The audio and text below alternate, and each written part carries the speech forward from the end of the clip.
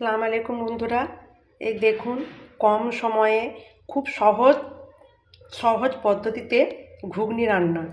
তো আমরা অনেকে কষিয়ে রান্না করি, তো এটাকে কষানোর কোনো ঝামেলা নেই, একদম সহজ সরল পদ্ধতি থেকে ঘুগনি রান্না। তো আমি কিভাবে করি, তো আপনারা প্রথম থেকে ভিডিওটা দেখতে থাকুন। দেখুন, কুকারের মধ্যে আমি দুটো আলু দিয়েছি আর মটর দিয়ে কিছুটা পানি দিয়ে নুন হলুদ দিয়ে আমি ঢাকনাটা দিয়ে আমি কয়েকটা সিটি দিয়ে নেব। দেখুন বন্ধুরা, এই যে আমি সিটি দিয়ে নামিয়ে নিয়েছি। এই যে আলু এর মধ্যে দুটো দিয়ে রেখেছিলাম, এই আলু দুটোকে আমি এবার এর মধ্যে একদম একটা হাতার সাহায্যে আমি পুরো এর সঙ্গে মাখিয়ে নেব, পুরো ঘেঁটে দেবো, ভেঙে ভেঙে টুকরো টুকরো করে দেবো, এর সঙ্গে মিক্সড করে দেবো।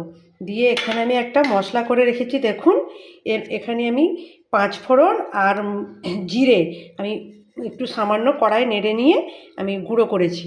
গুঁড়ো করে আমি এর মধ্যে দিয়ে দেবো।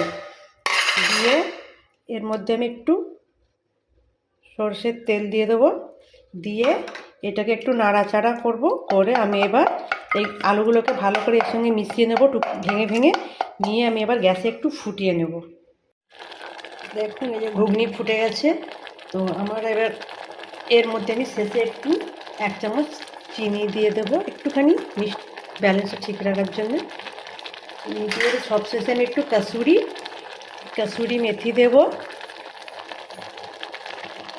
আর একটু ধনেপাতা কুচি দেব।